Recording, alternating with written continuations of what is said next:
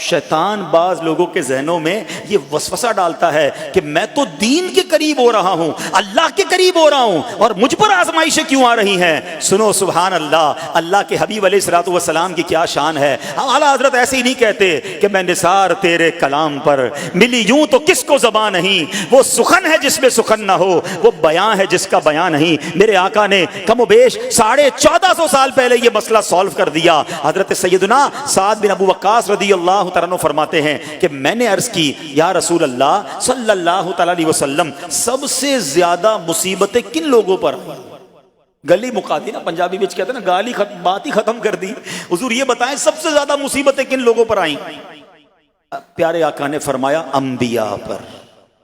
اللہ اکبر، اللہ کے سب سے قریب تو انبیاء ہیں نا، انبیاء پر، پھر ان لوگوں کے بعد جو لوگ بہتر ہیں، پھر ان کے بعد جو بہتر ہیں۔ سنو اب اگلا جملہ، بندے کو اپنی دینداری کے اعتبار سے مصیبت میں مبتلا کیا جاتا ہے۔ اگر وہ دین میں سخت ہوتا ہے اس کی آزمائش بھی سخت ہوتی ہے، اگر وہ دین میں کمزور ہوتا ہے تو اللہ عز و جل اس کی دینداری کے مطابق اسے آزماتا ہے۔ بندہ مصیبت میں مبتلا ہوتا رہتا ہے یہاں تک کہ اس کے دنیا میں ہی اس کے سارے گناہ بخش دیے جاتے ہیں۔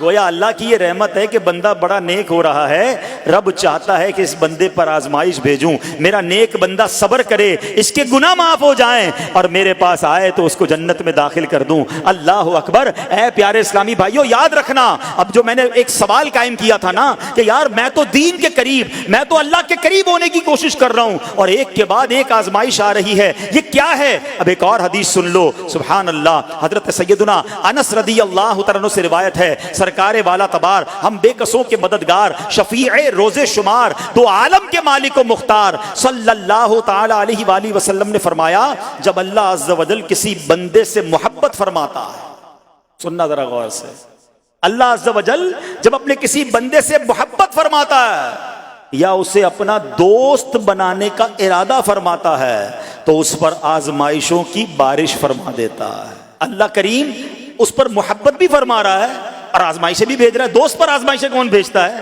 دوست کو تو راحتیں ڈالی جاتی ہیں۔ ہائے ہائے، اب یہی تو امتحان ہے، یہی تو چیک ہے۔ سنو، نبی پاک فرماتے ہیں جب اللہ اس پر آزمائش بھیجتا ہے نا، وہ بندہ اپنے رب کو پکارتا ہے، اے میرے رب عز و جل، تو اللہ فرماتا ہے میرے بندے تو جو کچھ مجھ سے مانگے گا میں تجھے عطا فرماؤں گا، تو جلد ہی تجھے دے دوں گا اور اسے تیری آخرت کے لیے ذخیرہ کر دوں گا۔ سبحان اللہ۔ یعنی اللہ والوں کو آزمایا جاتا ہے، ان کے درجات بلند کیے جاتے ہیں، ان کے گناہ معاف کیے جاتے ہیں۔ تو اے میرے پیارے اسلامی بھائیوں، کبھی بھی یہ ذہن میں خیال مت لانا کہ یار میں دین میں قریب آ رہا ہوں، میری آزمائشیں بڑھ رہی ہیں۔ سمجھ لو امتحان شروع ہو گیا ہے، ٹیسٹ شروع ہو گیا ہے، اب اس ٹیسٹ میں مجھے کامیاب ہونا ہے اور اللہ کے مزید قریب جانا ہے۔ زندگی میں جو گناہ ہو گئے ہیں یہ میرے گناہوں کا انشاءاللہ کفارہ بن جائے گا، میرے درجات کی بلندی کا سبب بن جائے گا۔ اللہ سے عرض کرنا، اے مولا میں تیری رضا پر راضی، میں تیرے فیصلوں پر راضی، اب تک جو دیا تھا تو نے دیا تھا، یہ سب کچھ تیرا ہے، اے رب جب تو واپس لے گا میں اس پر راضی۔ جب یہ ثابت قدمی نصیب ہو گئی پھر دیکھو غیب کے خزانوں سے کیسا آپ کے دل پر سکینہ اترے گا، پھر کیسا آپ پر رحمتوں کا نزول ہوگا۔ تو اے میرے پیارے اسلامی بھائیوں، مصیبتیں آ چکی اور آنے بھی والی ہیں، پہلے ذہنی طور پر تیار رہنا مگر صبر کرنا۔ یہ چند دنوں کی، چند گھنٹوں کی، چند لمحوں کی مصیبت ہے مگر یہ تمہارے درجات کو بلند کر دے گی۔ رب کریم صبر کرنے والوں کو پسند فرماتا ہے۔